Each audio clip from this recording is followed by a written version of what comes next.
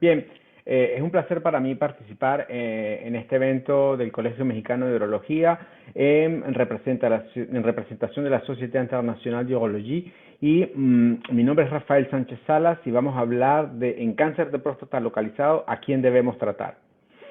Es muy importante recordar que el cáncer de próstata es una enfermedad bastante frecuente en el mundo, pero que esta enfermedad no está totalmente asociada, a pesar de una alta incidencia, a una alta mortalidad. Como vemos, es una enfermedad en que existe una gran diferencia entre las tasas de diagnóstico o incidencia y las tasas de muerte por cáncer de próstata. Sin embargo, esto es controversial. Existen países en los que, a pesar de que existe una baja incidencia, puede haber una alta mortalidad y esto cambia de un país a otro y por lo tanto se debe tomar en cuenta que existen algunos pacientes que deben tener tratamiento y otros que no, pero esto sigue siendo un tema controversial. Lo más importante es entender que en los pacientes que tengan una enfermedad local o regional existe un buen porcentaje de los pacientes que no van a morir por cáncer de próstata, lo cual es diferente cuando tenemos enfermedad localizada a distancia metastásica, en la cual la mortalidad va a estar asociada a la enfermedad. Muy importante que tomemos en cuenta dos factores: la expectativa de vida de 10 años y la comorbilidad, para poder decidir a qué pacientes o no se les va a indicar un tratamiento. Además de eso, existe toda una evaluación de geriátrica, evaluación nutricional, evaluación de la vulnerabilidad de estos pacientes para tomar la decisión de tratamiento o no, lo cual es esencial. La estratificación es muy importante y además de la estratificación debemos tomar en cuenta los scores de mutaciones genéticas y mutaciones de las líneas germinales. Esto es cada vez más importante. Vemos que existen diferentes tipos y diferentes estudios que van a señalar la importancia de estas nuevas evaluaciones, y cuando vemos la clasificación de la NCCN vemos los diferentes tipos de estratificación: muy bajo riesgo, intermedio, alto o muy alto riesgo para el cáncer de próstata, y vemos cómo existen diferentes indicaciones para los estudios germinales y el análisis biomolecular, dependiendo de la expectativa de vida, dependiendo de la presencia de carcinoma intraductal o cribiforme, dependiendo de la historia familiar de la enfermedad. Esto debe tomarse en cuenta. Como sabemos que, por ejemplo, en la estratificación, los pacientes en los cuales se hizo una evaluación del test genómico tienen una mayor indicación para vigilancia activa. 1 de cada 9 pacientes puede recibir ese tratamiento si se adiciona esta información. Además, sabemos la importancia de la resonancia multiparamétrica, en la cual, como dicen los estudios, los acrónimos de los estudios más importantes, para muchos uno promete precisión si hace resonancia magnética primero, y esto es una información que es bien conocida por todos. Además, sabemos la importancia del PET-PSMA, que a pesar de que no forma parte actualmente de los guidelines para la estadificación de los pacientes, sabemos que sin duda va a ser una herramienta que va a seguir evolucionando en el futuro. Este estudio es muy importante, es el estudio Pro-PSMA del grupo de Declan Murphy, y vemos que acá lo más importante es ver cuántas veces se podría equivocar la imagen en definir exactamente si existe metástasis, si existe una metástasis a nivel de los ganglios o si existe una metástasis a distancia, y vemos cómo el PSMA es el que menos se va a equivocar cuando lo comparamos con la imagen convencional.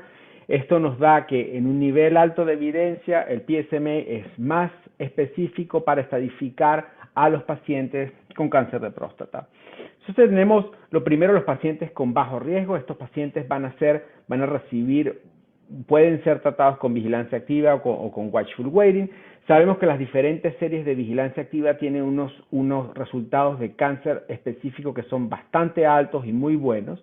y en base a esto hemos visto cómo la vigilancia activa ha venido aumentando en comparación a los tratamientos tradicionales de prostatectomía radical o radioterapia. Todos conocemos el estudio PROTECT con más de 1.600 pacientes en los cuales había un porcentaje del 56% con bajo riesgo y que se hacía una vigilancia que no era necesariamente una vigilancia activa, pero que como vemos acá tuvo los mismos resultados que el resto de las opciones. Acá vemos que no había ningún tipo de diferencia entre el Gleason, el score de Gleason o el estadio clínico, y quizás la gran diferencia es que en los pacientes con el monitoreo activo hubo un porcentaje de metástasis a los 10 años que lo diferenció del tratamiento activo. No son necesariamente los mismos pacientes que van a vigilancia activa. Cuando se compara la cirugía con el watchful waiting, este es el estudio de Bill Axelson, un estudio con casi 700 pacientes en los cuales se verifica que existe un beneficio para los pacientes más jóvenes y que la enfermedad extracapsular y los ISU más elevados son altamente predictivos de cáncer de próstata, de muerte por cáncer de próstata. ¿Cuáles son los pacientes que van a morir? Los pacientes con 4 más 3 o más. Y esto es uno de los elementos importantes de información, y la enfermedad extracapsular es un elemento peyorativo para estos pacientes. Luego tenemos el estudio PIVOT, un estudio muy importante que comparó observación y prostatectomía radical. Vemos los resultados. Al final del estudio había casi un 50% de pacientes que habían muerto por cualquier causa, y solamente a un 7% de estos pacientes se le podía atribuir como muerte el cáncer de próstata. Acá vemos de manera importante cuáles son los factores que eran peyorativos asociados al cáncer de próstata: un antígeno prostático superior a 10, pacientes con riesgo intermedio o alto y un Gleason superior a 7, y esos son los elementos que uno debe tomar en cuenta para decidir. En la nueva evaluación del PIVOT, uno ve como igualmente las diferencias entre prostatectomía radical y en la vigilancia, la observación, eran de 7.4 y 11.4%, en los cuales la cirugía no estuvo asociada de forma significativa a la mortalidad. De nuevo, en esta evaluación, los elementos peyorativos: el antígeno prostático superior a 10, y los pacientes que tenían enfermedad de bajo riesgo no se lograba ver un beneficio de la aplicación de la cirugía. Entonces, luego vamos a una comparación muy importante, que es este trabajo de Tesoyan, en lo cual una evaluación prospectiva, una cohorte del 95 al 2018 con pacientes de muy bajo riesgo o bajo riesgo. Vemos que el cáncer, el riesgo de muerte por cáncer o metástasis era inferior al 1% en 15 años de seguimiento. Esto le da claramente un rol a la vigilancia activa.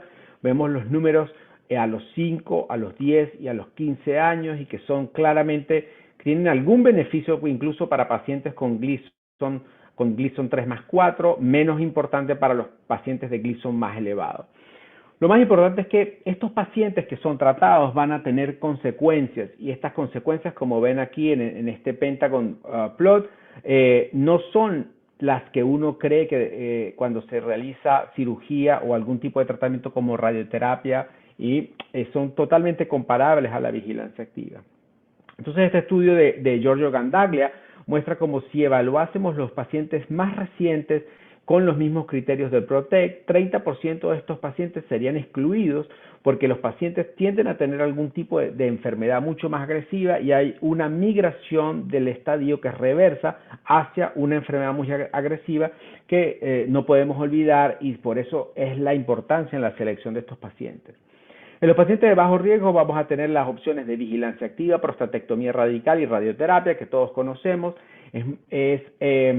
De nuevo, hay que tomar en cuenta la expectativa de vida para cada una de las opciones, y en este tipo de decisiones muy importante este estudio es el Detective Study, en el cual se tomaron en cuenta una serie de criterios de exclusión para incluir en vigilancia activa tratamiento diferido. Los pacientes 3 más 4 no deberían ser excluidos automáticamente del tratamiento diferido.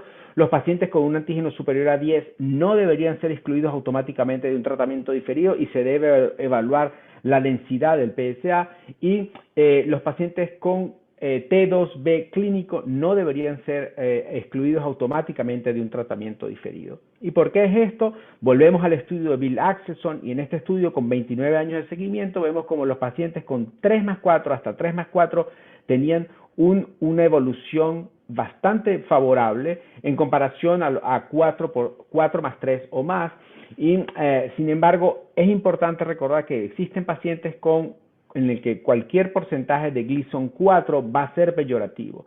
En base a esto sabemos que existe la posibilidad de vigilar a estos pacientes con patrón 4, pero que se debe hablar claramente con los pacientes en base a la información de resonancia magnética y biopsias dirigidas para mejorar la selección de estos pacientes.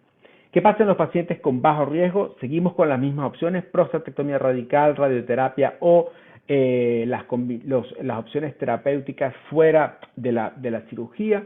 Es muy importante tomar en cuenta que existen pacientes de estos pacientes en los cuales, por supuesto, la expectativa de vida va a cambiar. Vamos a hablar más de 5 años, y de igual manera vamos a tener en los pacientes de alto y alto riesgo, vamos a tener los pacientes en los que podemos tener nódulos positivos, y en estos pacientes existe la opción de radioterapia incluso con abiroterona o otro tipo de bloqueo androgénico, pero existe la posibilidad de ofrecer una cirugía con una linfadenectomía adecuada. Hay un estudio que habla de que estos pacientes que reciben, los pacientes que más se benefician de la linfadenectomía son los pacientes que van a tener nódulos positivos. Y esto es, por supuesto, uno de los elementos para decidir en los pacientes de alto riesgo o muy alto riesgo, que además probablemente van a recibir como opción más adecuada un tratamiento multimodal.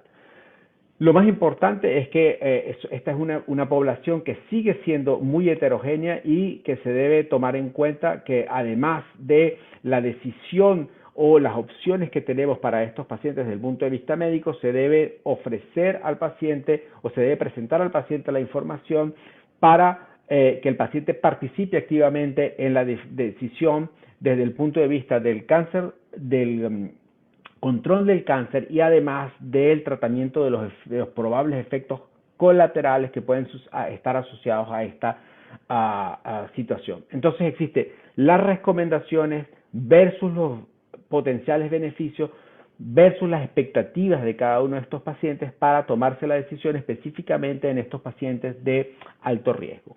El cirujano debe estar claro desde este punto en que existe una aproximación a estos pacientes que debe ser multidisciplinaria con definición de riesgo.